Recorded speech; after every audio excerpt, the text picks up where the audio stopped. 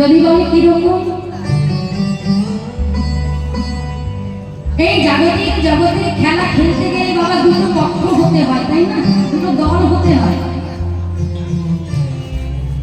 তাহলে আলাদা আলাদা দল হলে খেলা জমে, কিন্তু আমার মহাপ্রভুর খেলায় আলাদা আলাদা কোনো দল নয়, মহাপ্রভুর খেলার একটাই দল। এই জাগতিক জগতের খেলা খেলতে গেলে খেলার হার জিত আছে, কিন্তু আমার মহাপ্রভু যে খেলা খেলেন, আমার নিমাই পণ্ডিত যে খেলা খেলেন, সে খেলায় কেউ হারে না, সবাই জিতে যায়। এই জাগতিক জগতের খেলা খেললে যে পক্ষ হেরে যায় সে কাঁদতে কাঁদতে ঘরে ফিরে যায়। এই কয়েকদিন আগে খেলা হলো না, ক্রিকেট খেলা, আমাদের ভারত জিতেছে বলে আমাদের খুব আনন্দ, কিন্তু যে দল হেরে গেছে তারা কাঁদতে কাঁদতে ঘরে ফিরে গেছে, তাই না? কিন্তু আমার মহাপ্রভু এই খেলায়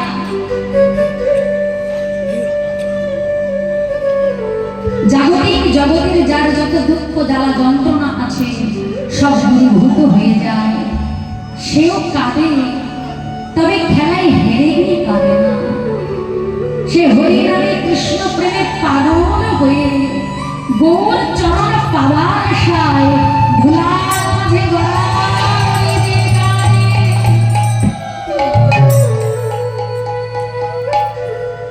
তাই আজ আমার মহাপ্রভু তিনি সুবাস আঙ্গিনায় খেলা খেলছেন। কি খেলা? হরিনামের খেলা খেলেছে,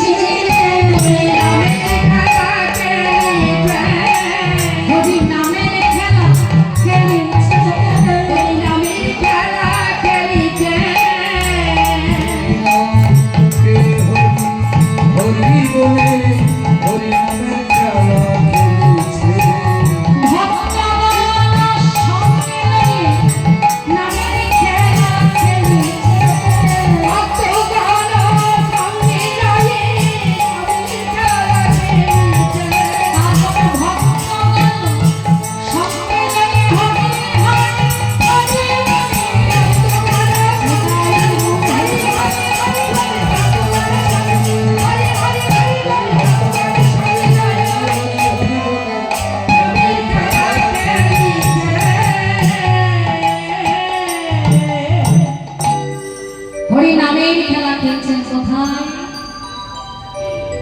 এক বৎসরের ব্রত ধারণ করে সুবাস অঙ্গনে গৌর হরি আপন পারিষদকে নিয়ে শুরু করলেন নিশি জাগরণে কীর্তন।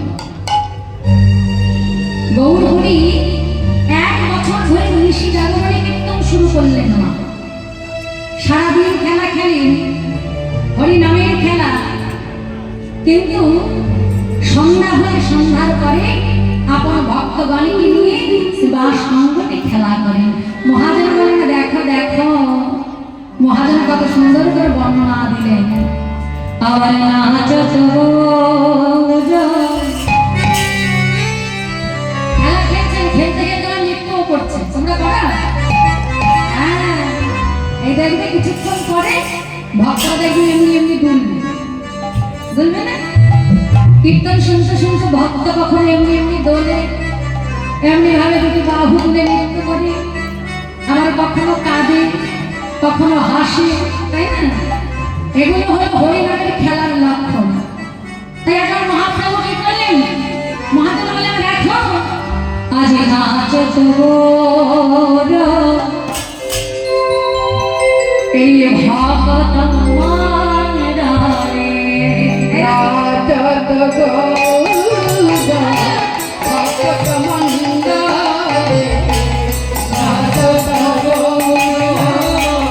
ভগত মন্ডলে, নাচ তোর ভগত মন্ডলে, নাচ তোর মাঝে সোনার গৌর নাচে, নাচ তোর আঙ্গিনার মাঝে সোনার গৌর নাচে, নাচ তোর আঙ্গিনার মাঝে সোনার গৌর নাচে, নাচ তোর আঙ্গিনার মাঝে সোনার নাচে সোনার গোড়া নাচে নাচে সোনার গোড়া নাচে নাচে সোনার গোড়া কৃষ্ণ প্রেমে বীর ঘোড়া নাচে সোনার গোড়া কৃষ্ণ প্রেমে বীর ঘোড়া নাচে সোনার গোড়া কৃষ্ণ প্রেমে বীর ঘোড়া নাচে সোনার গোড়া কৃষ্ণ প্রেমে বীর ঘোড়া নাচে সোনার গোড়া কৃষ্ণ প্রেমে বীর ঘোড়া নাচে সোনার গোড়া নাচো তো মধুর ভাত মধুর ভক্ত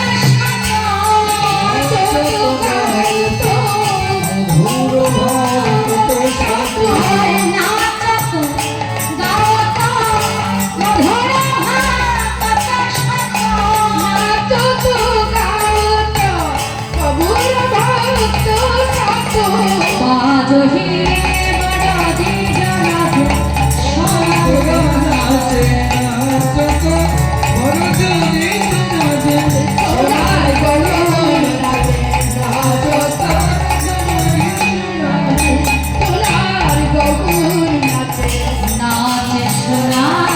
গোড়া নাচে তো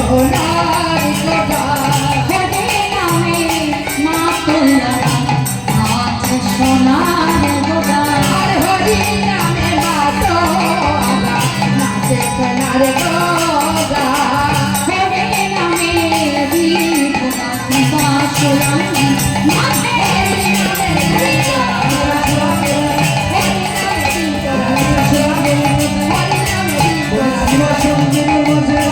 বীর নাচে সোনার গোড়া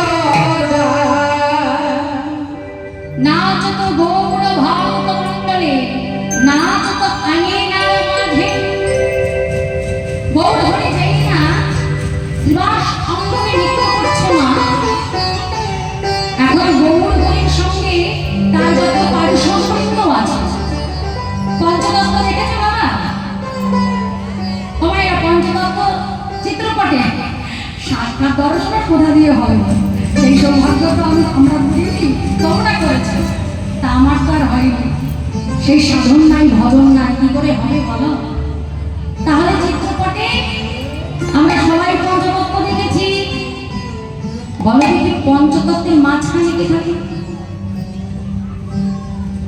পঞ্চতত্ত্বের মাঝখানে কে থাকে জোরে বলো হ্যাঁ বলো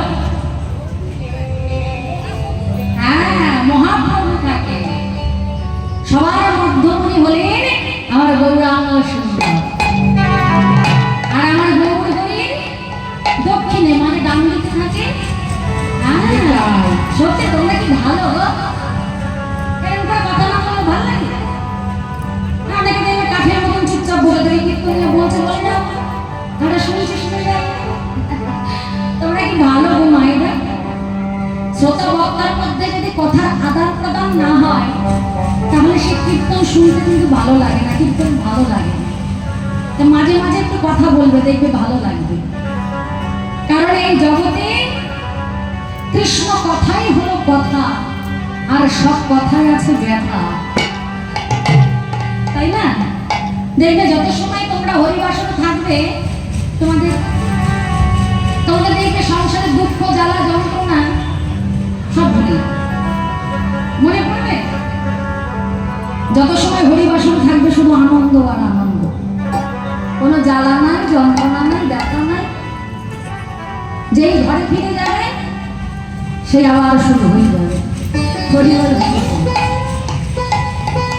তাহলে মহাজন বললেন এই জগতে কৃষ্ণ কথাই হলো কথা আর সব কথাতেই আছে ব্যথা তাই সুযোগ যখন হয়েছে এই সুযোগে আমরাও সবাই একটু মহাপ্রভুর নাম করে নেব তাহলে পঞ্চতত্ত্বের মাঝখানে থাকে মহাপ্রভু মহাপ্রভুর ডান দিকে থাকে নিত্যানন্দ বড়রা নিতাই চা যিনি হলেন আশ্রয় তত্ত্ব নিতাই চরণ আশ্রয় না করলেন গৌর চরণ পাওয়া যাবে না যাবে না, কেউ পায়নি। রঘুনাথ দাস গোস্বামী তিনি কি পেয়েছিলেন? কতবার গিয়েছিলেন শান্তিপুরে, কতবার মহাপ্রভুকে পাবার চেষ্টা, কিন্তু পাননি। মহাপ্রভু নিজ মুখে বললেন, রাঘব পণ্ডিত এই তো তোমাদের পাশে, বেশি দূর না, পানিহাটি চিড়ে মহোৎসব হয়, তাই না? রঘুনাথের গঙ্গা মহোৎসব। মহাপ্রভু রাঘব পণ্ডিতকে বললেন, শোনো রাঘব, তোমার ওই নিজ কই আমার দ্বিতীয় নাই নিত্যানন্দ বই। যে আমার নিতাই চাঁদকে ভালোবাসে না, আমার দাদার চরণ যে আশ্রয় করে না, তাকে তো আমি কোল দিতে পারি না। তাই রঘুনাথ দাস গোস্বামী তিনি কতবার মহাপ্রভুকে পাওয়ার চেষ্টা করেছেন, কিন্তু পাননি, যতক্ষণ না আমার নিতাই চাঁদের কৃপা হয়েছে। আমার নিতাই চাঁদ কৃপা করে দণ্ড দিয়েছেন, নিতাই চাঁদের কৃপা, তারপর আমার গরু হয়ে কৃপা। কিন্তু আজকাল আমাদের দশাটা কেমন হয়েছে না বাবা? আমাদের নিতাই দরকার নেই, গৌর দরকার নেই, রাধাকৃষ্ণ ভজন। আচ্ছা বলো তো, কেউ যদি জীবনে প্রাইমারি স্কুলে না যায়, হাই স্কুলে না যায়, সে কি কলেজে যেতে পারবে? কি মাইরা পারবে? জীবনে কোনোদিন পারবে না। তাহলে আমাদের প্রাইমারি যাওয়ার দরকার নেই, হাই স্কুলে ডিগ্রি পাওয়ার দরকার নেই, সোজাসুজি আমরা ইউনিভার্সিটিতে গিয়ে অ্যাপ্লিকেশন করছি, জীবনে হবে না। তাই নিতাই চরণ আগে আশ্রয় করতে হবে। তবে নিতাই চরণ আশ্রয় করবার আগে শ্রী গুরুচরণ আশ্রয়। আমার নিতাই চাঁদ হলেন জগৎগুরু, নিত্যানন্দ জগৎগুরু, গৌর বাঞ্ছা কল্পতরু। শ্রী গুরুচরণ আশ্রয় করলেন, শ্রী গুরুদেব কৃপা করে তোমার হাত দুটো ধরে নিয়ে যাবে নিতাই চাঁদের শ্রীচরণে। আর আমার নিতাই চাঁদের চরণ তলে যখন পৌঁছাবো না, আমার নিতাই চাঁদ কৃপা করে তোমার হাত দুটো ধরে নিয়ে যাবে আমার গৌর হরির রাতুল রাঙা চরণ। আর আমার গৌর হরির চরণ তলে গেলে আমার গৌর হরি কৃপা করে হাত ধরে নিয়ে যাবে মধুময় সুধাম বৃন্দাবনে। আর বৃন্দাবনে গিয়ে যদি রাধারানীর কৃপাটা হয়ে যায় বাবা, গোবিন্দের কৃপাটা ফ্রিতেই পাওয়া যায়। কারণ গোবিন্দ বললেন না, আমি রাধাদাস রাধাদাস রাধাদাস, ইহার সন্দেহ যার, কোটি জনম ভজনেও বিফল ভজন তার। তাই সবার আগে শ্রী গুরুচরণ আশ্রয় করতে হবে। তা তোমরা সবাই গুরুচরণ আশ্রয় করেছো? দেখি একটু দুটি বাহু তোলো তো, কে কে গুরুচরণ আশ্রয় করেছে?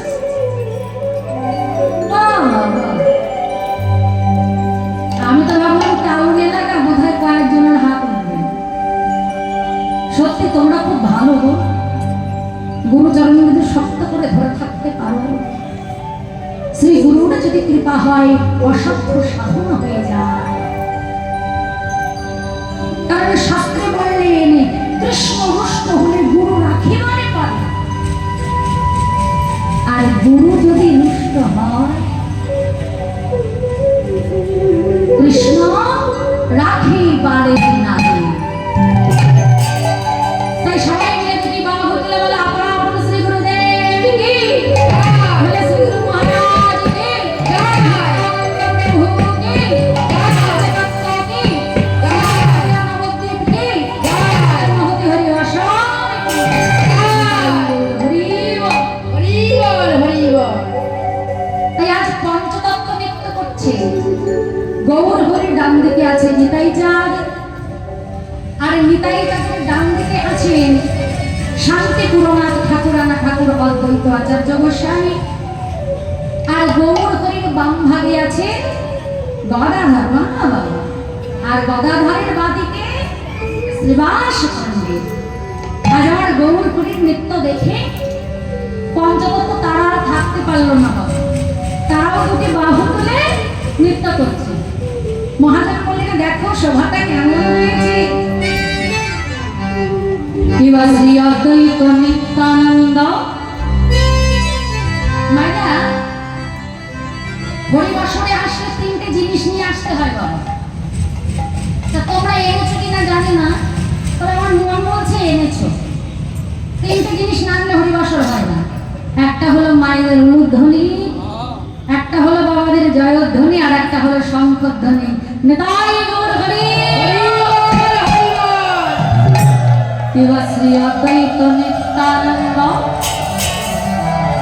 আমার শ্রীবাস গদাধর, শ্রী অদ্বৈত নিত্যানন্দ শ্রীবাস গদাধর, শ্রী অদ্বৈত নিত্যানন্দ শ্রীবাস গদাধর, শ্রী অদ্বৈত নিত্যানন্দ শ্রীবাস গদাধর। মধ্যয়াসনে নাচে গৌরাঙ্গ সুন্দরী, মধ্যয়াসনে নাচে আমার গৌরাঙ্গ সুন্দর, মধ্যয়াসনে নাচে গৌরাঙ্গ সুন্দর। নাচে সোনার গোড়াই নাচে, নাচে সোনার গোরা নাচে, নাচে সোনার গোড়াই নাচে, নাচে সোনার গোরা নাচে, নাচে আর গোড়াই নাচে, নাচে সোনার গোড়াই নাচে।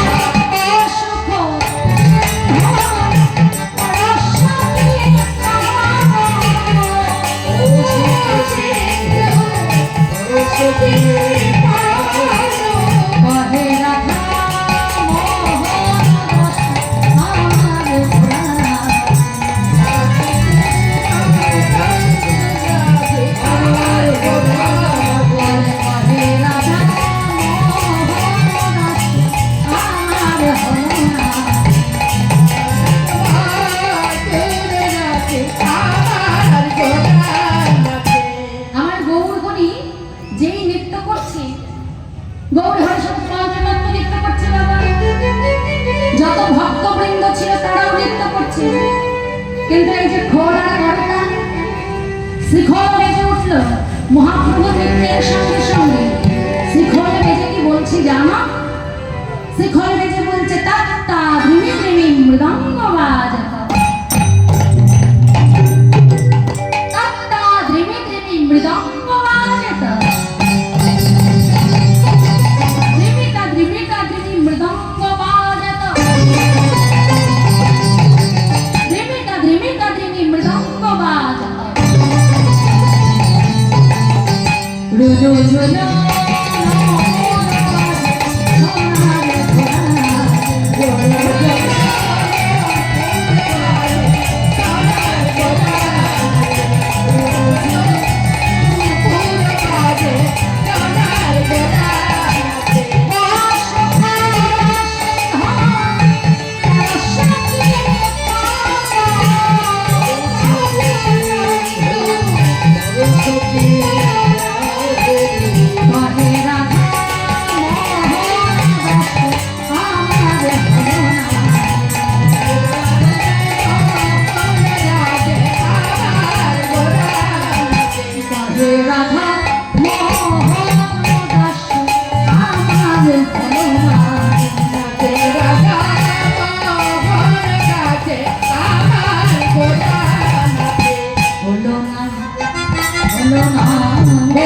হলো না হলো না না না হলো না হলো না না না হলো না হলো না পতিত পাবন অবতারে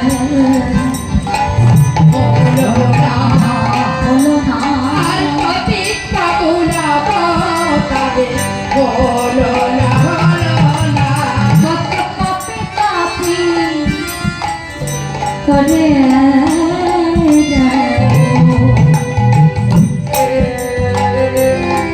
না না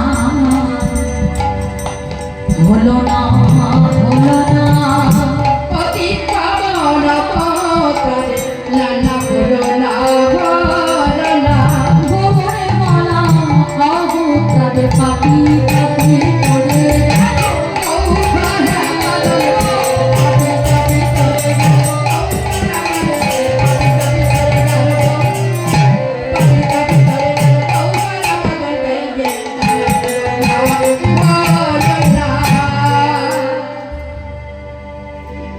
শ্রীবাস অঙ্গনে নাচে সোনার গোড়া হরি নামে কৃষ্ণ নামে হইয়া মত আনা শ্রীবাস শ্রী শব্দে অর্থ বাবা শ্রী শব্দে সুন্দর আর বাস মানে বাসা তাহলে নবদ্বীপে এত আঙিনা থাকতে এত ভক্তের ঘর থাকতে আমার মহাপ্রভু কেন শ্রীবাস আঙিনায় নৃত্য করলেন? এত ভক্তের আঙিনা তো ছিল নবদ্বীপে, কিন্তু শ্রীবাস আঙিনাটা গৌর করে কেন বেছে নিলেন? বললেন ওই যে বাসাটা যে সুন্দর, বাসাটা যদি সুন্দর হয় সেখানেই তোমার ভগবান থাকে গো। তবে তোমার আমার হৃদয়টাও শ্রীবাস হতে পারে যদি এই বাসাটাকে আমরা সুন্দর করতে পারি। কিন্তু আমাদের এই বাসাটা তো সুন্দর না বাবা। কাম ক্রোধ লোভ মোহ মদ মাৎসর্যে পরিপূর্ণ হৃদয়। এত নোংরা আবর্জনা জমে আছে আমাদের মনের মধ্যে, হৃদয় সিংহাসনে, সেখানে ভগবানকে বসাবার মতন এতটুকু জায়গা নাই।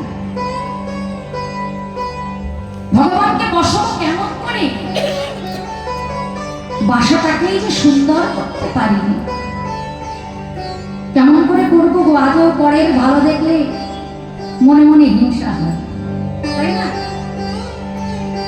আজও অন্যের ভালো দেখলে হিংসা হয়, কেমন করে হবে? এই দেখো না, এই যে প্রতিদিন ধরো এখন আমরা এই জায়গায় ওই জায়গায় কীর্তনে যাই, দুঃখের কথা কি বলবো বাবা, কমিটির যারা ভক্ত তারা এসে বলে দিদি ভাই কি আর বলবো দুঃখের কথা, 50টা বাড়ি ভিক্ষা করতে গেলাম, তা 50 জন 50 রকমের জ্বালার কথা শোনাল। কি রকম জ্বালা? বলে যার আছে, যার আছে সে দেয় 10 টাকা, আর যার নেই সে দেয় 100 টাকা। মহাপ্রভু বললেন ওগো দিয়ে ধর বুঝে মনে কেড়ে নিতে কতক্ষণ? এই যে এত সুন্দর দেহটা তোমাকে দিয়েছি, এই যে এত সুন্দর দেহটা আমরা পেয়েছি, এই দেহের ভিতরে একটা শক্তি আছে, আমাদের সুপ্রিম পাওয়ার আছে, তাই না? যে পাওয়ারটা দেহ থেকে চলে গেলে এই দেহের আর কোনো দাম থাকবে না। এই পাওয়ার হাউসের মেন সুইচটা ওনার হাতে আছে, যদি একবার টিপে দিয়েছে না বাবা, একটা নিঃশ্বাস ফেলেছে কি আর ঢোকাতে পারবে না। তাহলে কিসের এত অহংকার, কিসের এত দম্ভ? ভগবান বললেন আমার দেওয়া দেহ, আমার দেওয়া শক্তি, তাহলে আমার দেওয়া দেহ দিয়েই তুমি কর্ম করে লক্ষ লক্ষ কোটি কোটি টাকা রোজগার করছো, কিন্তু আমার বেলায় দিতে গেলে ছেড়া 10 টাকা নয়, আমার বেলায় দিতে গেলে ভক্তদের মুখের সামনে দরজাটা বন্ধ করে দাও। ওই যে দিয়ে ধর বুঝে মনে কেড়ে নিতে কতক্ষণ, এমন একটা পোকা বেগুন তোকে দিয়ে দেব, হসপিটাল বাড়ি করতে করতে যা ছিল ব্যাংকে সব শেষ হয়ে যাবে। তাই না বাবা? এমন একটা সন্তান জন্ম নিল, যার জন্মের পরপরই হসপিটাল বাড়ি করতে করতে ব্যাংকে যা ছিল সব শেষ হয়ে গেল। কিন্তু যার নেই, সে যদি প্রভুর সেবায় 10 টাকা দিয়ে বলে, প্রভু গো,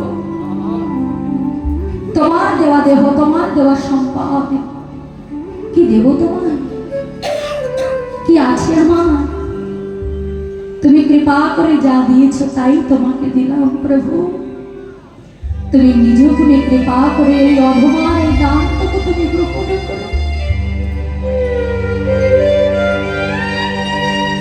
তার দানটা বাবা বিফলে যায় না। ভগবান সবার আগে তার দানটা গ্রহণ করে। বলো না কি আছে আমাদের, কি দেব তাকে? টাকা দেব, পয়সা দেব, সোনা দানা বাড়ি গাড়ি, কি দেব তাকে? যা কিছু দেব সবই তো তার। তার দেওয়া সম্পদই তাকে দিতে এত দ্বিধা, তার দেওয়া সম্পদ তার নামে দান করতে এত আপত্তি। তাই গৌর হরি বল। শুধু ভক্তমণ্ডলী, ভগবান বলেন ও যে আমাকে তিল পরিমাণে দেয়, আমি তার জন্য তাল পরিমাণে তুলে রাখি। এই তোমার দেওয়া 10 টাকা, তোমার উপার্জনের 100 টাকা যদি শুদ্ধ মতিতে ভালোবেসে ভগবানকে দান করতে পারো, ভগবান সেই দানের বিনিময়ে, তোমার সেই ভক্তির বিনিময়ে যেদিন এই ভবসাগরটা পার হবে, ওই পার ঘাটাতে গিয়ে তোমাকে আর দাঁড়িয়ে থাকতে হবে না।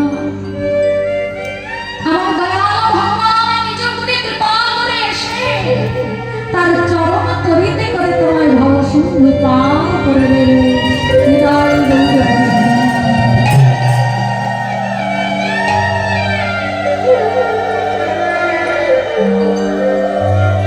ভগবান শ্রীকৃষ্ণ শিশুপালকে যখন তার সুদর্শন চক্রের দ্বারা বধ করেছিল, ওই সুদর্শন চক্রে ভগবানের একটি আঙুল কেটে রক্ত ঝরছিল। আর যখনই আঙুলটা কেটে রুধি ঝরছে, দ্রৌপদী দাঁড়িয়েছিল পাশে। দ্রৌপদী কি করেছে, তাড়াতাড়ি এসে তার বসানো অঞ্চলটা ছিঁড়ে তাড়াতাড়ি করে ভগবানের আঙুলে বেঁধে দিয়েছে। গোবিন্দ বলল, সখী, তোমার এত সুন্দর নব বস্ত্র তুমি ছিন্ন করে তুমি আমার আঙুলে বেঁধে দিলে। দ্রৌপদী বলেছিল, প্রভু সবই তো তোমার, এই দেহটা তোমার, এই বস্ত্রটা তোমার দেওয়া, সবই তোমার দেওয়া, তোমার দেওয়া সম্পদ আমি তোমাকেই দান করেছি, আমার বলতে তো কিছু নাই। ভগবান সেদিন চিন্তা করে রেখেছিলেন যে আজ যখন তুমি আমাকে তিল পরিমাণে দিলে, যদি কোনোদিন সুযোগ পাই এই দিন আমি তাল পরিমাণে তোমার শোধ করে দেব। তাই যেদিন ভরা সভার মাঝখানে ওই দুর্যোধনের কথাই দুঃশাসন দ্রৌপদীর চুলের মুঠো ধরে রাখতে, ভরা রাজসভার মাঝখানে যখন দ্রৌপদীকে বিবস্ত্র করবার দ্রৌপদী তার পঞ্চস্বামীর কাছে গেল, পঞ্চপাণ্ডব মাথা নিচু করে পিতামহ ভীষ্মের কাছে গেল, মহারাজ ধৃতরাষ্ট্রের কাছে গেল, গুরুবর্গের কাছে গেল, কেউ সাহায্য করল না। দ্রৌপদী একটা হাতে তার বস্ত্র দিয়ে বক্ষটা চেপে, আর একটা হাত উত্তোলন করে ভগবানকে ডাকছে। যখন কেউ সাহায্য করলো না, দ্রৌপদীর মনে পড়ে গেল, তাই তো যার জগতে কেউ নাই তার তো আছে ভগবান। দ্রৌপদী তখন কি করলো মা?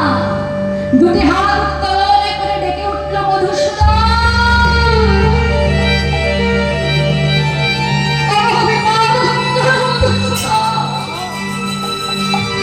কোথায় আছো কৃপাকর? এ দাসীর মান তুমি রক্ষা করো প্রভু, এ দাসীর মান রক্ষা করো।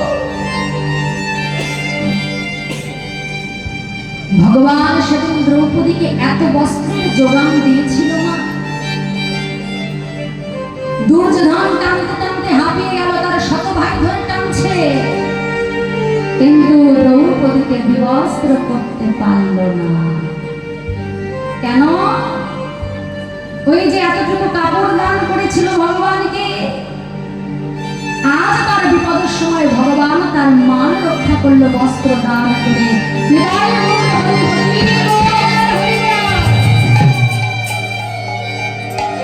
তাই ভগবানকে যেটা তুমি দেবে সেটা ভেবো না কখনো বিফলে যাবে। এতটুকু দিলে ভগবান তোমাকে এতখানি দেবে। তাই এত বড় হরিবাসর করতে গেলে তো বাবা অনেক অর্থের প্রয়োজন। আজকাল অর্থ ছাড়া কিছুই হয় না। ভগবানের সেবার জন্য নকুলদানা কিনতে গেলেও অর্থের প্রয়োজন, একটু ফুল কিনতে গেলেও অর্থের প্রয়োজন। তাহলে প্রভুর সেবার জন্য তো অনেক অর্থের প্রয়োজন এত বড় হরিবাসর করতে গেলে। তাই আমার কমিটির শ্রদ্ধেয় কাকুরা দাদারা তাদের ভিক্ষার ডালা নিয়ে আপনাদের কাছে কাছে যাবে।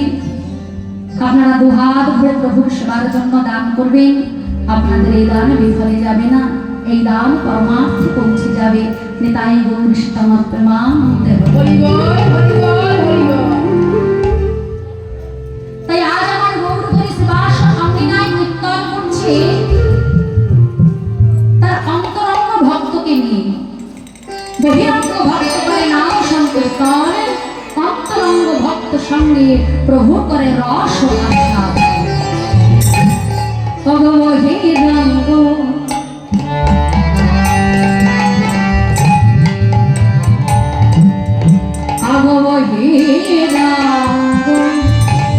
লইয়া করে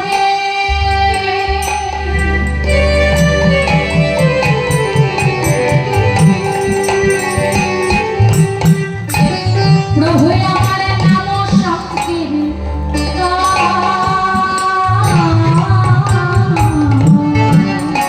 আর বহিরঙ্গ লয়ে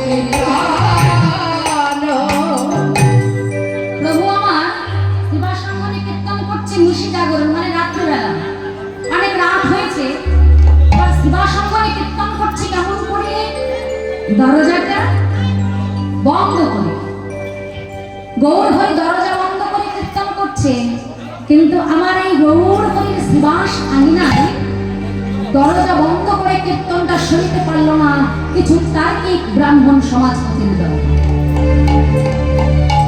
কি বাবা, ভালো কাজ কি কেউ সহ্য করতে পারে? ভালো কাজ করতে গেলে দেখবেন অনেক বাধা আসে। সবাই ভালো কাজ ভালোবাসে না, ভালো কাজ করতে গেলে অনেক বাধার সম্মুখীন হতে হয়।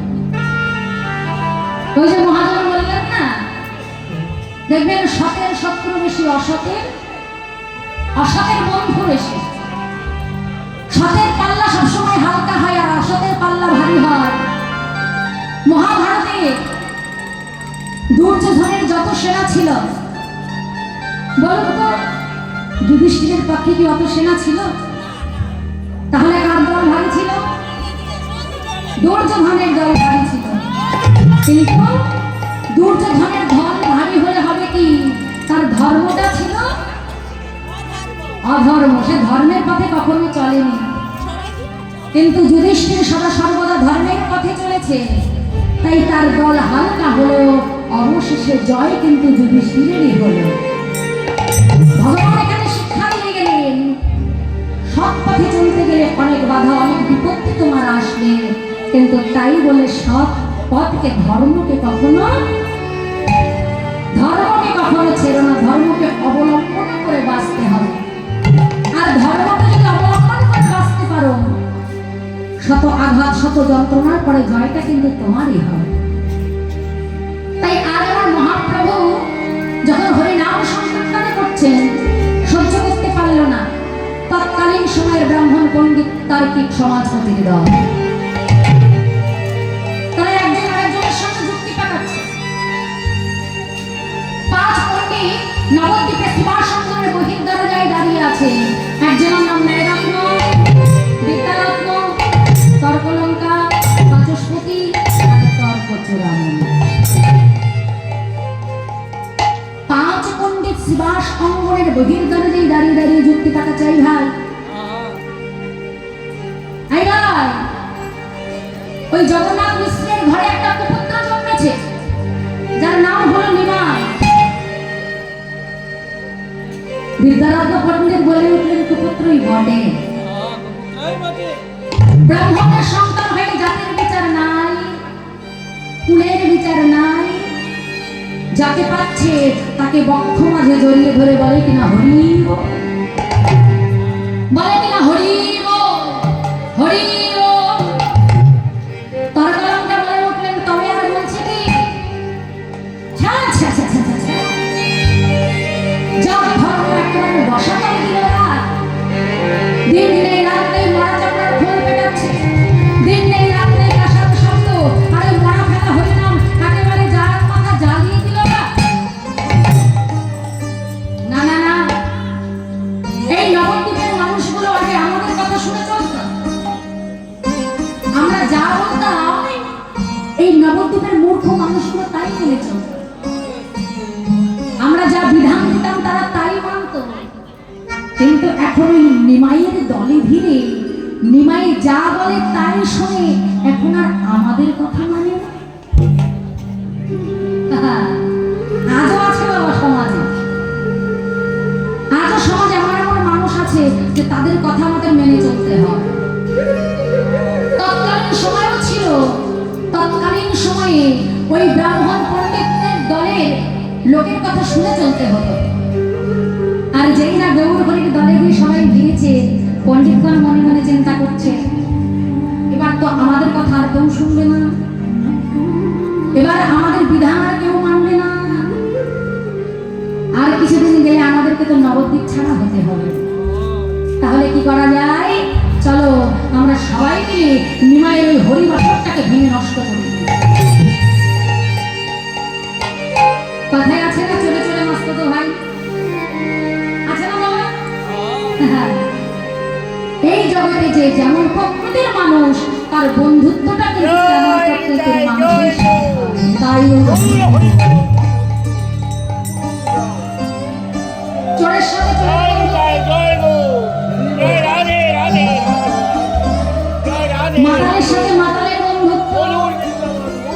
সাধুর সাথে সাধুর বন্ধুত্ব, না হলে বন্ধুত্ব হবে না।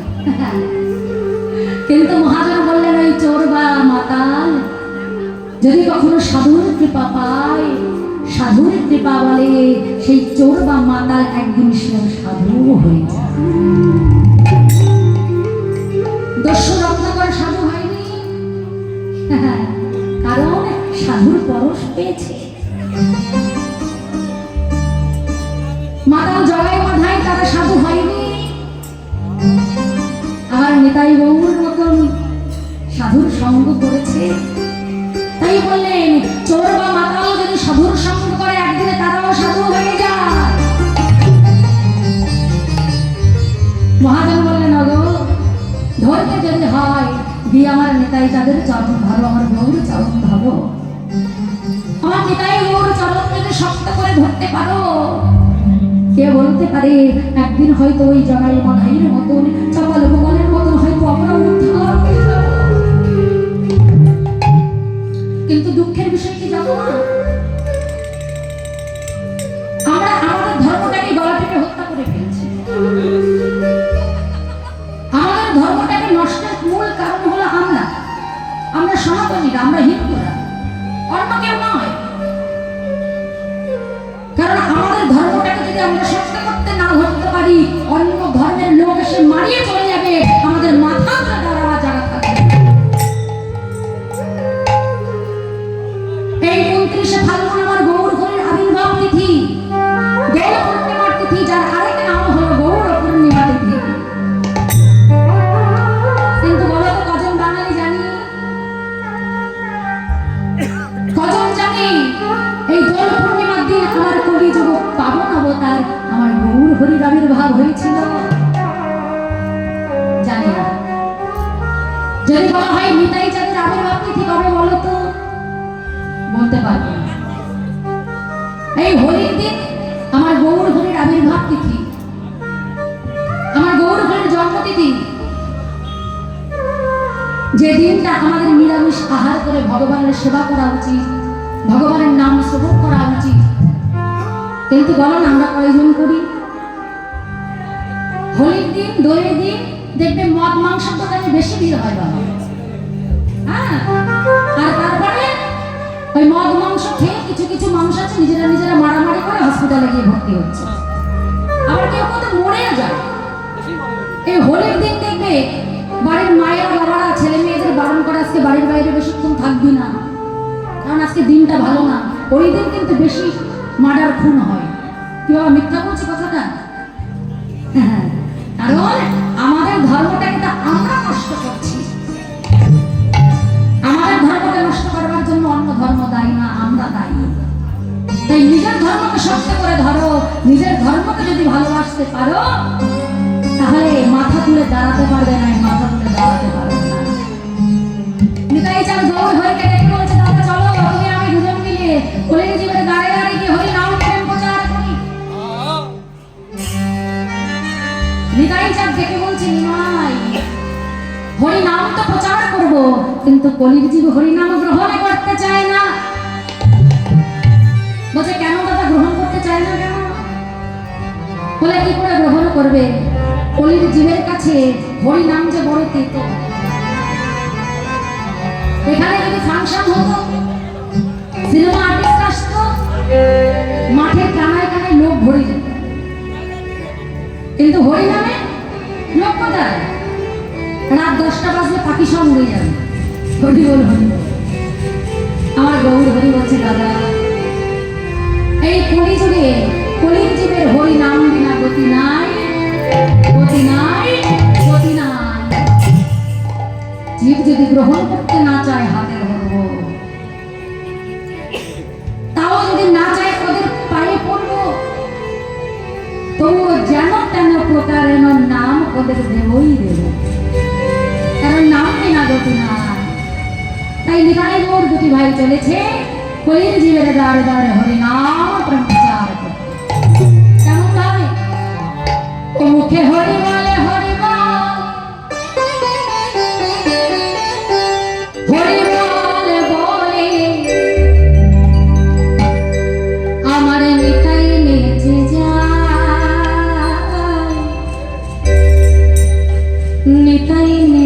যায় আমার।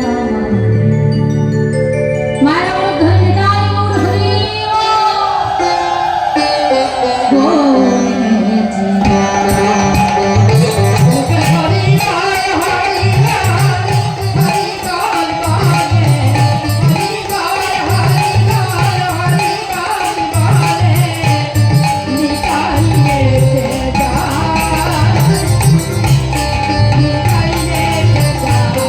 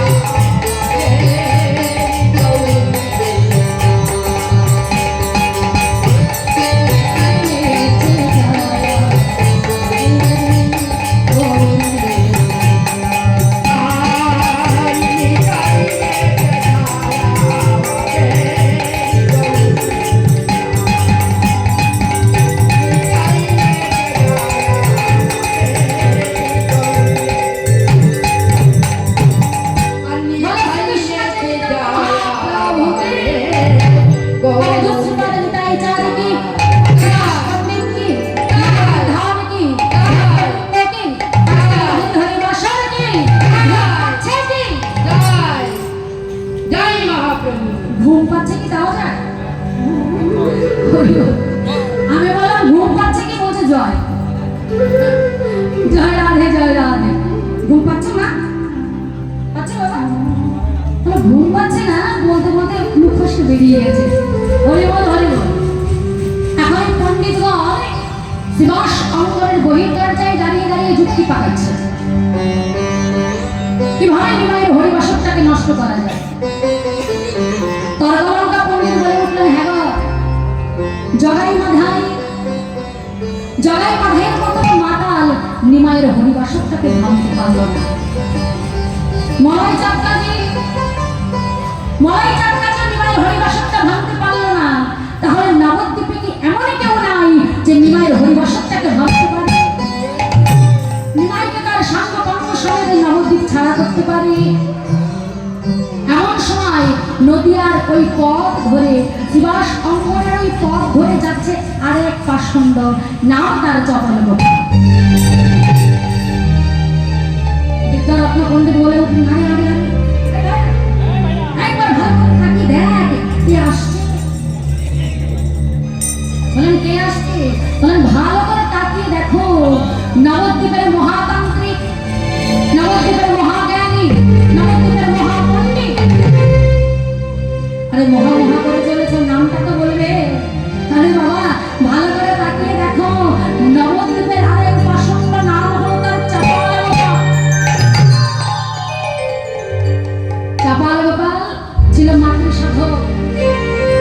নবদ্বীপের শ্মশান ঘাটে তান্ত্রিক মতে মায়ের পূজা করে একটি ছাদ বলিবে, ছাদের মুন্ডটা হাতে নিয়ে অকণ্ঠ মদ্যপান করে ভবনে পূজার সামগ্রী নিয়ে মনের নেশায় টলতে টলতে সুবাস অঙ্গনের পথ ধরে চলেছে। এখন পণ্ডিতগণ চিন্তা করছে, আমরা তো পারলাম না। এখন চপল গোপাল মাতাল অবস্থায় আছে, নেশায় আছে। এখন চাপাল গোপালকে যদি একটু উস্কে দেওয়া যায়, দেখেছ? হ্যাঁ, ধর্মের শত্রু ধর্মেতেই থাকে। চাপাল গোপাল তখন মদের নেশায় আছে, যদি চাপাল গোপালকে একটু উস্কে দেওয়া যায় তাহলে আমাদের কিছু করতে হবে না, যা করবার এই চাপাল গোপাল। তাতে করে সাপ মারবে লাঠিয়া ভাঙবে না। এখন চাপাল গোপাল তো মদের নেশায় আছে না, তান্ত্রিক মতে মায়ের পূজা করে ছাদ মুন্ড মদের হারা নিয়ে নবদ্বীপের শিবাস অঙ্গনের পথ ধরে চলেছে। আর চাপাল গোপালের সামনে গিয়ে দাঁড়ালেন ওই পাঁচ পণ্ডিত। চাপাল গোপালের সামনে গিয়ে দাঁড়িয়ে বলছে, পণ্ডিত মশাই একটু দাঁড়ান, পণ্ডিত মশাই আপনার সাথে আমার কিছু কথা আছে, একটু দাঁড়িয়ে যান। চাপাল গোপালের থমকে দাঁড়িয়ে, কে তোমরা?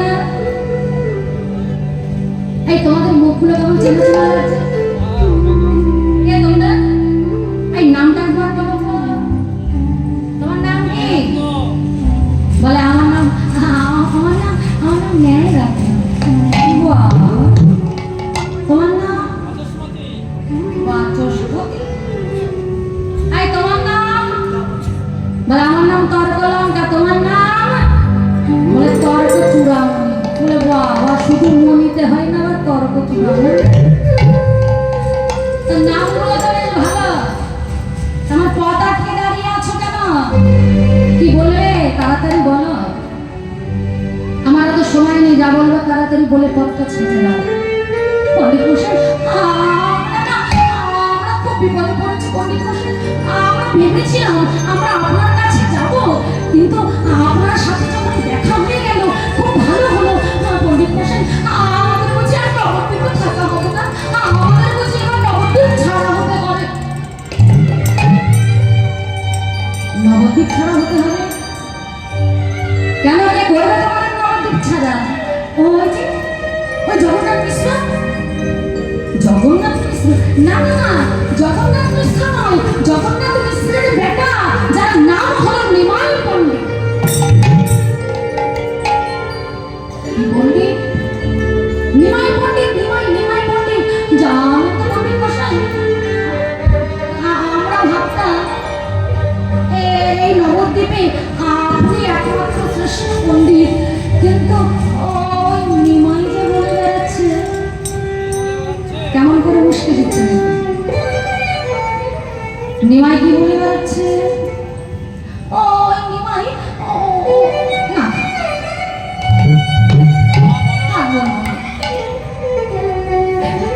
এখন বাবা কেউ যদি এরকম বলে, বলতে দিও না বলে, তাহলে শোনার আগ্রহটা আরো বেশি বেড়ে যায় না? বেড়ে যায় তো না, খাবো বলি এত রাত্রে আমার সম্মুখে দাঁড়িয়ে ভনিতা হচ্ছে,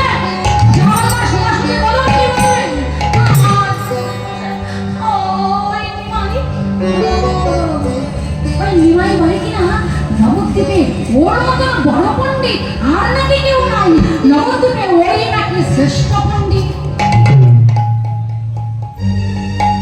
এক পণ্ডিতের সামনে যদি আরেক পণ্ডিতের গুণগান গাওয়া হয় বাবা, তাহলে তার তো রাগ হয়। আর যদিও সে যদি অন্য রকম হয় তাহলে তো হয়েই গেল। কি বললেন? আমি হলাম গোপাল চক্রবর্তী, আমি হলাম নবদ্বীপের শ্রেষ্ঠ পণ্ডিত, আর আমি থাকতে ওই নিমাই বলে কিনা শ্রেষ্ঠ পণ্ডিত। বেশ, তাহলে নিমাইকে একটু দেখতে হচ্ছে। কোথায় পাবো নিমাইকে? পণ্ডিত মশাই, নিমাই তো আমার হাতের কাছেই আছে। হাতের কাছে? হ্যাঁ, ওই যে ওই শিবাসনে ওই বন্ধ দরজার ভেতরে নিমাই নাকি সবাইকে নিয়ে কীর্তন করে। দেখেছো কীর্তনটাকে ব্যঙ্গ করে বললো কীর্তন। এরকম মানুষ আর এখনো আছে। হ্যাঁ, আমরা যখন গানে কীর্তনে বাইরে হই, তা রাস্তায় যখন ট্রাফিক পুলিশ ধরে, এখন আমাদের গাড়ির সামনে তো বোর্ড লাগানো থাকে, বোর্ডটা পড়ে বলে ও কীর্তনের দল, হরিবল হরিবল, এদের নরকও ঠাই হবে না। তাহলে কীর্তনটাকে ব্যঙ্গ করে বলছে কীর্তন, বলছে ও বন্ধ দরজার ভেতরে না ওরা নাকি কীর্তন করে। কিন্তু পণ্ডিত মশাই, আমাদের কি মনে হয় জানি? আমাদের মনে হয় ওই কীর্তন টীর্তন কিছু করে না। আমাদের মনে হয় ওই বন্ধ দরজার ভেতরে বসে নিশ্চয়ই কোনো অপকর্ম, নিশ্চয়ই কোনো সমাজ বিরোধী কর্ম, নিশ্চয়ই কোনো দুষ্ট কর্ম। কি বললে? দরজা বন্ধ করে কীর্তন করে? আচ্ছা বেশ, এতদিন আমি জানতাম না। আজকে যখন কথাটা আমার কানে তুলেছেন, আপনারা ভালো কাজ করেছেন। এই দেখুন, আপনারা ঘরে ফিরে যান, আমার উপরে ব্যাপারটা ছেড়ে দিন। যা করবার এই জামাল গোপালই করবে। আপনারা ঘরে চলে যান, আর কাল সকাল হলে দেখবেন এই নবদ্বীপে যারা নিমাইকে মাথায় করে নিয়ে নাচত, তারা নিমাইকে মাথায় করে নাচবে না। কাল সকাল হলে নিমাইকে আর তার সাঙ্গ পঙ্গকে নবদ্বীপ ছাড়া করে। এক পণ্ডিত আরেক পণ্ডিত দেখে বোঝাই ভাই, ওষুধে তাহলে কাজ হয়েছে। চল চল তাড়াতাড়ি এখান থেকে সরে পড়ি।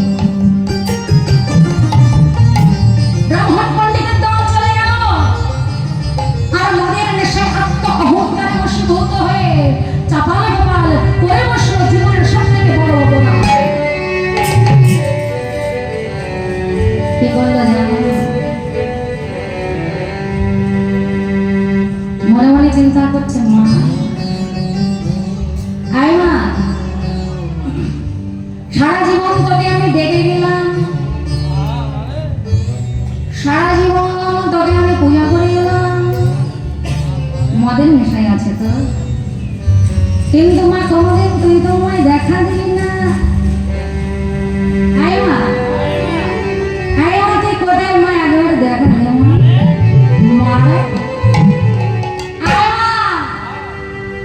শ্যামা মা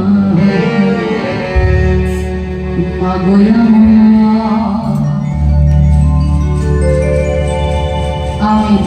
তোরে নয়ন ভরে। জয় মা ভগবতী জয়। যাচ্ছে শ্রীরামচন্দ্র এক হাতে ছাদ মুন্ড আর এক হাতে মদের হারা নিয়ে শ্রীরামচন্দ্রের বহির দরজার সামনে এসে দাঁড়ায়। মা আর শ্যামা মদন আমার দেখি তোরে নয়ন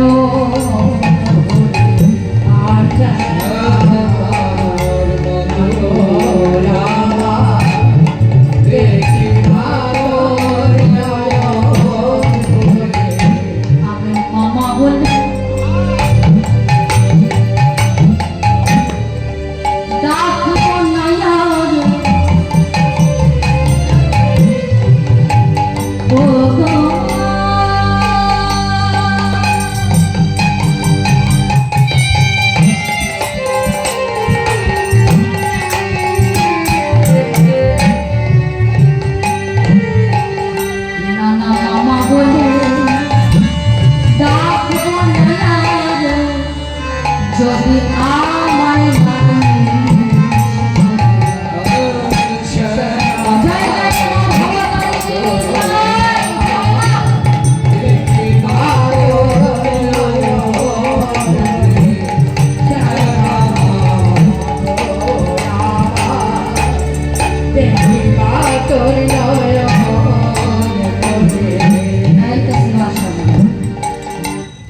এই তো বন্ধ দরজার ভেতরে। হ্যাঁ ভেতরে ওরা যেন কি বলছে কি করছে। হ্যাঁ নিমাই আমি থাকতে তুমি কি না দেওয়ার চেষ্টা করছি। আজ আমি এমন ব্যবস্থা করব যে নবদ্বীপে আর কেউ তোমাকে মাথায় তুলে নাচবে না। কাল সকাল হলে তোমাকে আর তোমার ওই সাঙ্গ পাঙ্গকে সমেত সবাই নবদ্বীপ ছাড়া করবে। মা জয় মা।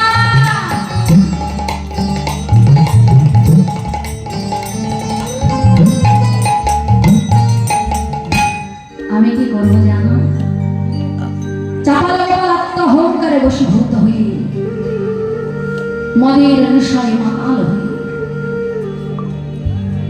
চাপালে গোপাল ওই মদের হাত থেকে মদগুলো সব খেয়ে মদের হারটা শিবাশঙ্করের বহির দরজায় রেখে দিল। বাবা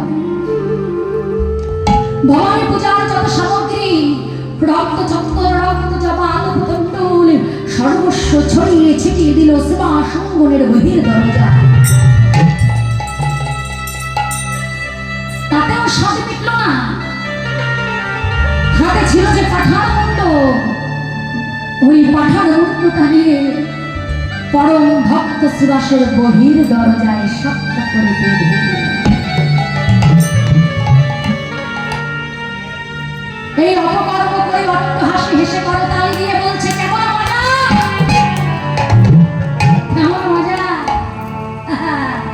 শিবা তোমার ঘরে তুমি নিমাইকে জায়গা দিয়েছিলে না হরিনাম করতে, তাই অপকর্মটা আমি তোমার বহির দরজাটাই করলাম।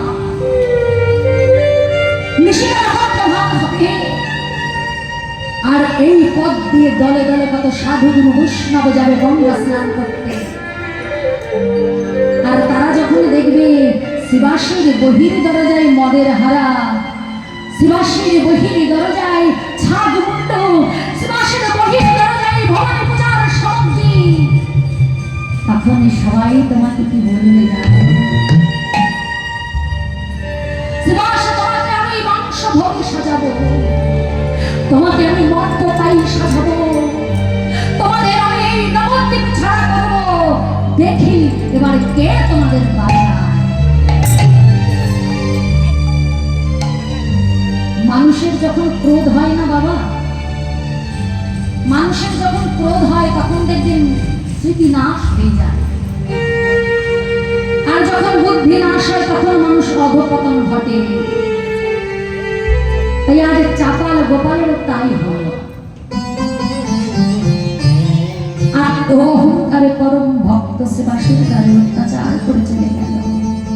মাগো, লীলাটা একটু মন দিয়ে আস্বাদন করো, দেখবে এই লীলাটার মধ্যে আমাদের জীবনে খুঁটিনাটি সমস্ত সম্পর্কগুলো না জড়িয়ে আছে। আমার মহাপ্রভু আমাদের এই কলিযুগকে শিক্ষা দেওয়ার জন্য তিনটে লীলাকে সাক্ষী করেছিল। একটা হলো জগাই মাধাই উদ্ধার, একটা হলো মলয় চাঁদকাজি উদ্ধার, আরেকটা হলো চাপাল গোপাল উদ্ধার। এই ঘোর কলিকালে 64 মহন্তের সেবা আছে। এখানে এসে দেখলাম 64 মহন্তের ভোগ হবে। আহা, কলিযুগের সব থেকে শ্রেষ্ঠ ভোগ হলো 64 মহন্তের ভোগ। অনেক খরচার ব্যাপার, কিন্তু সবাই পারে না করতে। তো এই যে 64 মহন্তের যে সেবা, 64 মহন্তের সেবার কিন্তু 64 প্রকার আবার অপরাধও আছে। কিন্তু আমার মহাপ্রভু তিনি এত কৃপাময়, এত করুণাময় যে সে 64টি অপরাধের মধ্যে 62টি অপরাধ আমার মহাপ্রভু মার্জনা করে দিলেন। কিন্তু দুটি অপরাধ আমার মহাপ্রভু মার্জনা করলেন না। একটি হলো নাম অপরাধ, আরেকটি হলো বৈষ্ণব চরণে অপরাধ। তাই তো শাস্ত্রে বললেন, বৈষ্ণবেতে হয় যদি ক্ষুদ্র অপরাধ, মহা মহা ভজনেতে পড়ে যায় অপার। বৈষ্ণব দেখিয়া যে যেন নানয় মুন্ড, তার মুন্ড পরে গিয়ে নরকের মুন্ড। কিন্তু মহাপ্রভুর নাম অপরাধ আর বৈষ্ণব অপরাধকে কিন্তু ক্ষমা করলেন না। কিন্তু এই কলিকালে জ্ঞানে হোক অজ্ঞানে হোক এই অপরাধ দুটো আমরা বেশি করে করে ফেলি, তাই না? কিন্তু মহাজন বললেন, অজ্ঞানে অপরাধ করলেও আমার দয়াল ভগবান ক্ষমা করে দেন, কিন্তু জ্ঞান পাপীর কখনো ক্ষমা হয় না। কিন্তু অজ্ঞান বশত নাম অপরাধ করলে, বৈষ্ণব চরণ অপরাধ করলে তার ফল তাকে ভুগতে হবেই হবে বাবা, সে তুমি জ্ঞানে করো অজ্ঞানে করো। আর অন্যান্য অপরাধ যেগুলো আছে সেগুলো অজ্ঞানে করলেও ভগবান ক্ষমা করে দেয়। কিন্তু এই দুটো অপরাধ তুমি জ্ঞানে করো আর অজ্ঞানে করো, তার ফল তোমাকে ভুগতে হবেই হবে। তাই মহাজন খুব সাবধান করে দিলেন।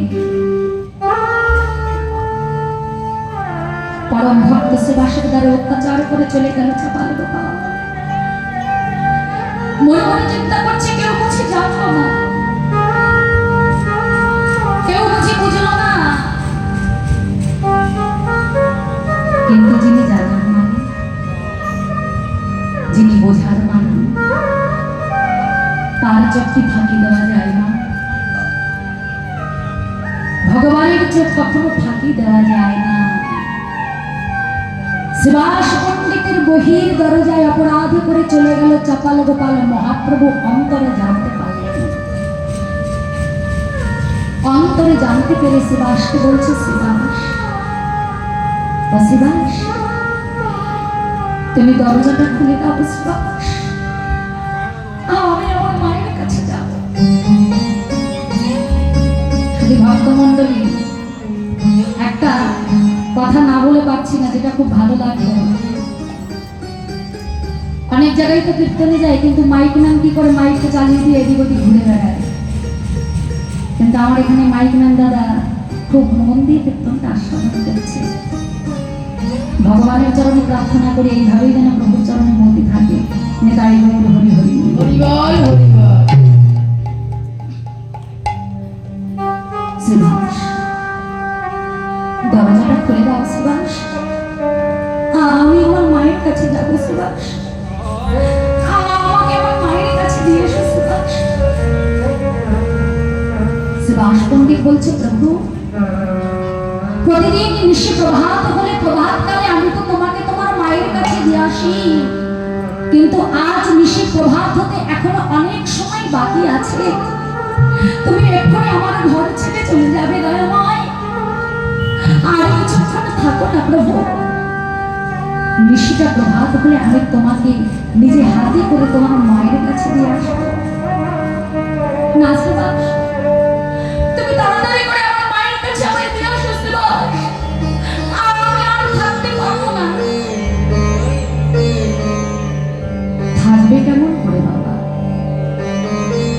ভগবান তো জানতে পেরেছেন ভক্তের দ্বারা অত্যাচার হয়েছে,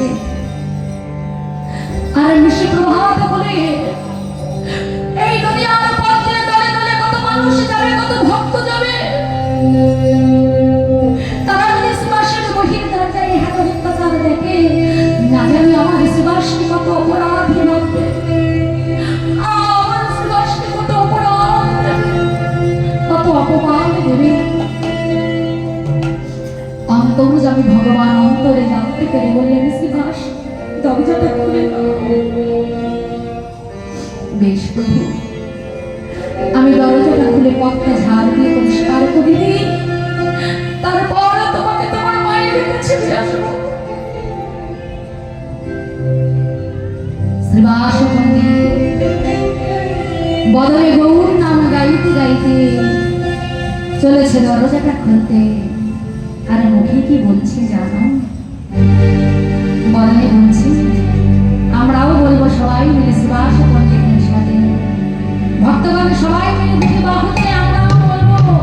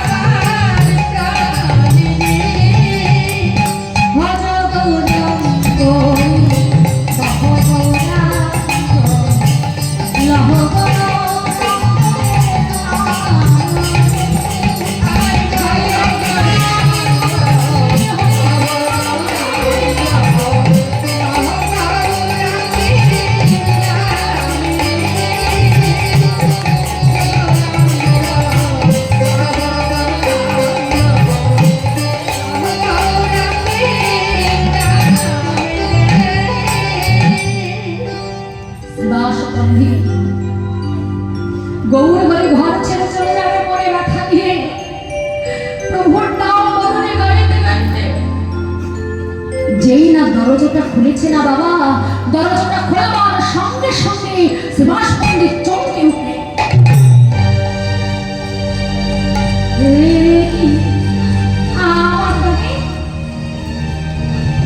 আমার দ্বারে রক্ত যাবা,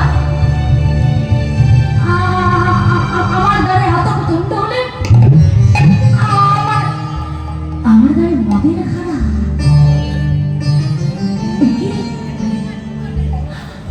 আমার দ্বারে কিনা ছাড়ে মন্ড ছুটছে। দয়া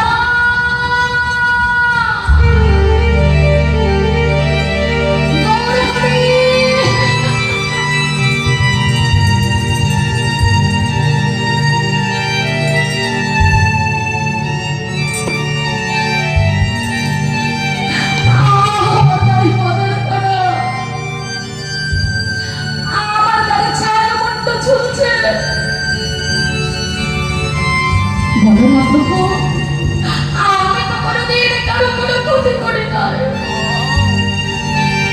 আমি তো কোনোদিন কোনো অন্যায় করি নাই, তবে তবে কোন পাপের শাস্তি তুমি আমায় দিলে, কোন অপরাধের শাস্তি তুমি আমায় দেখালে প্রভু, একবারে কৃপা করে বলো প্রভু,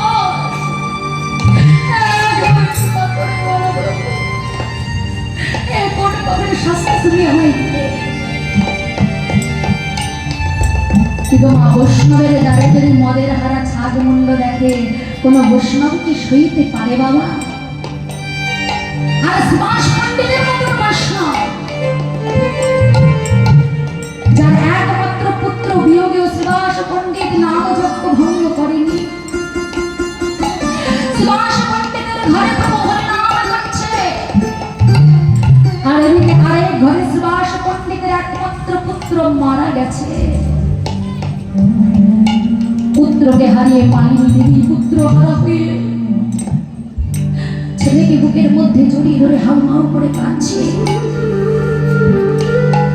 সুভাষ পণ্ডিত ছুটে এসেছে, মালিনী দেবী কি হয়েছে, তুমি কাঁদছো কেন? স্বামী, আজ আমাদের একমাত্র পুত্র গোপাল সে আর নেই, সে মারা গেছে। সুভাষ পণ্ডিত মালিনী দেবীকে বললেন, মালিনী, যার যাবার সময় হয়েছে সে তো যাবে, কিন্তু তুমি এমন চিৎকার করে কেঁদো না মালিনী। তোমার এই কণ্ঠের ধ্বনি যদি আমার প্রভুর কানে যায়, আমার প্রভুর হরি নামে যে ব্যাঘাত ঘটে যায়। তুমি কাঁদো। সন্তান হারিয়ে কোনো মা চুপ থাকতে পারে না, তুমি কাঁদো মালিনী, কিন্তু তুমি মুখের কাপড় বুঝে কাঁদো। সুভাষ পণ্ডিত একটা কাপড়ের পুটলি করে মালিনী দেবীর মুখের মধ্যে গুঁজে দিলেন, যাতে মালিনী দেবীর ক্রন্দনের ধ্বনি প্রভুর কর্ণে না পৌঁছায়। না হলে যাবার প্রভুর হরিনামে বাধা পড়লে প্রভুর হরিনামে যে ভঙ্গ হয়ে যাবে। শোনো মালিনী, তোমার এই কান্নার ধ্বনিতে যদি আমার মহাপ্রভুর হরিনামে ব্যাঘাত ঘটে,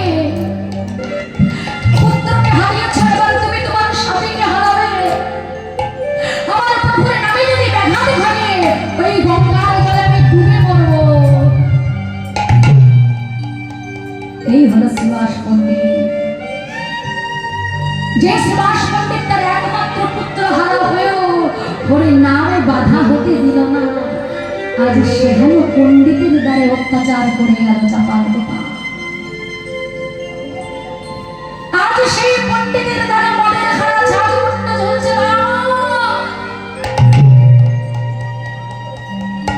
কোন পাপের শাস্তি দিলে প্রভু? তবে তুমি আমায় যতই কষ্ট দাও, তুমি আমায় যতই দুঃখ দাও, শুধু এই কৃপাটুকু করো বাবা ময়, তোমার রাতের রাঙা চরণ যেন আমি ছাড়া না হই। নিতাই গৌর হরি হরি।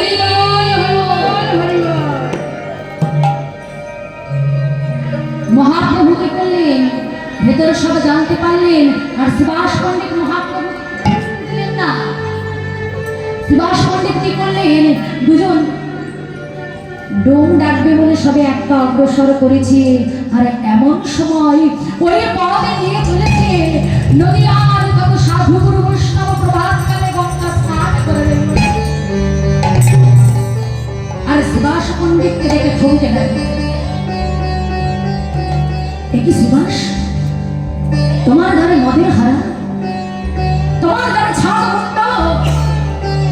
না না না, এহার কর্ম যে করেছে তার নিস্তার নাই, তাকে আমরা অভিশাপ দেব, সে জোরে পড়ে ছাই হয়ে।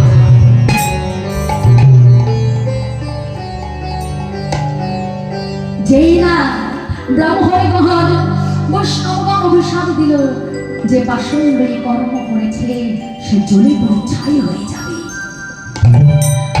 আর সুভাষ পণ্ডিত গিয়ে সেই বৈষ্ণবের চরণ দুটো জড়িয়ে ধরেছে।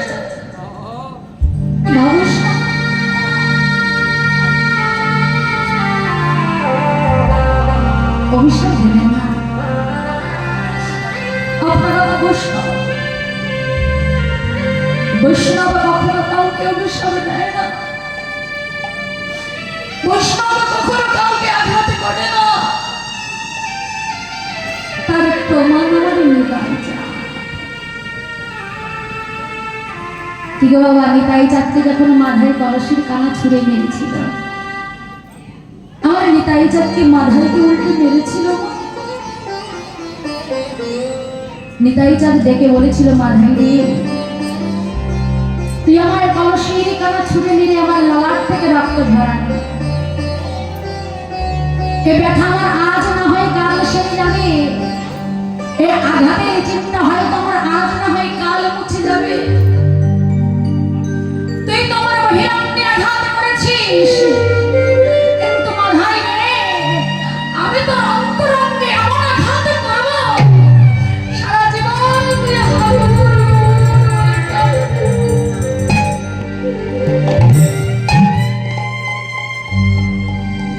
সেই জায়গায় মাথায় উদ্ধার হলো আমার নিতাই চাঁদের কৃপায়। না না, আপনারা তো বৈষ্ণব, আপনারা অভিশাপ দেবেন না, আপনারা অভিশাপ দেবেন না। আর অভিশাপ যদি দিতে হয় আমি দেব। সে তো অত্যাচার করেছে আমার নামে, আপনারা কেন অভিশাপ দেবেন? আমি দেব। সুভাষ পণ্ডিত বললে, অভিশাপ যদি দিতে হয় আমি দেবো। তবে আমি কি অভিশাপ দেবো জানি? এই ব্রহ্ম মুহূর্তকালে আপনাদের মতন সাধক বৈষ্ণবকে আমি সাক্ষী রেখে বলছি, আমি এই নবদ্বীপের পতিত পাবনী সুরধুনী গঙ্গাকে সাক্ষী রেখে বলছি, আমি প্রভাতের উদীয়মান সূর্যকে সাক্ষী রেখে বলছি, এই নবদ্বীপের আকাশ বাতাস বৃক্ষ তরুলতাকে সাক্ষী রেখে বলছি, আমার গায়ে যে অত্যাচার করেছে আমি তাকে অভিশাপ দেব। তবে কি অভিশাপ দেব? সকলকে সাক্ষী রেখে বলছি, যে হাত দিয়ে এই অপকর্মটা যে করেছে, একদিন তার হাত দুটো আমার গৌর চরণ জড়িয়ে ধরতে পারে।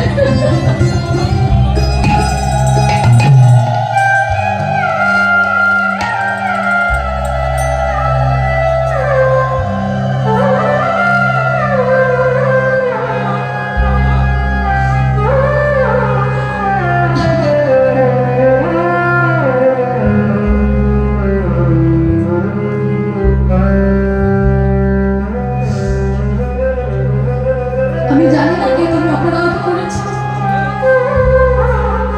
তবে তুমি যেই হও না কেন, সে যে বড় চালাক, সে যে বড় চতুর, সেই অপকর্মটা করে জানিয়ে গেছে, প্রভু এই নবদ্বীপে যে এখন আমার মতন একজন পতিত পাষণ্ডী আছে, তাই আমি আমার গৌর হরির চরণে নিবেদন জানাই, দয়াময় তুমি কৃপা করে এই পতিত পাষণ্ডকে উদ্ধার।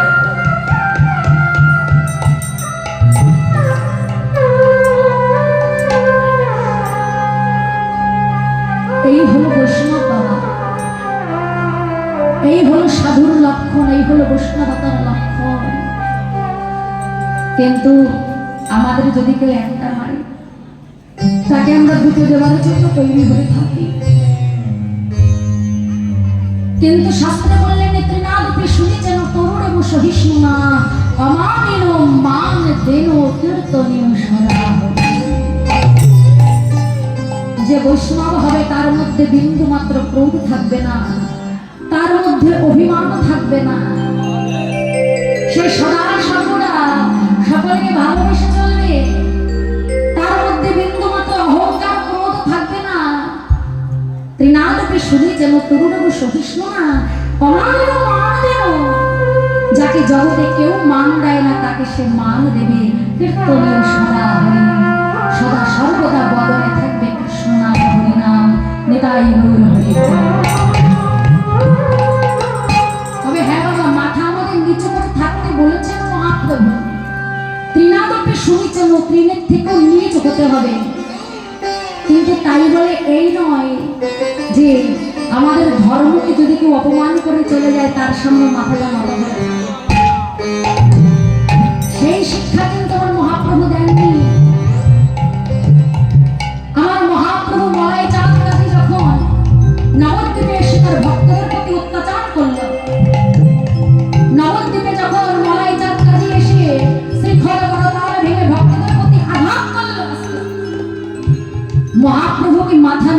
ছিল। মহাপ্রভু কি করলেন, সকল নদী আর ভক্তকে নিয়ে গর্জন গর্জন করে ওই মলাই চাঁদকাজির বহির দরজায় গিয়ে দাঁড়ালেন। আর আমার মহাপ্রভুর ভয়ে মলাই চাঁদকাজি অন্দর মহলে গিয়ে লোকালেন। সেই মলাই চাঁদকাজি আমার প্রভুর চরণে দাসত্ব গ্রহণ করে মলাই চাঁদকাজি উদ্ধার হলো। নিতাই গৌর হরি হরি।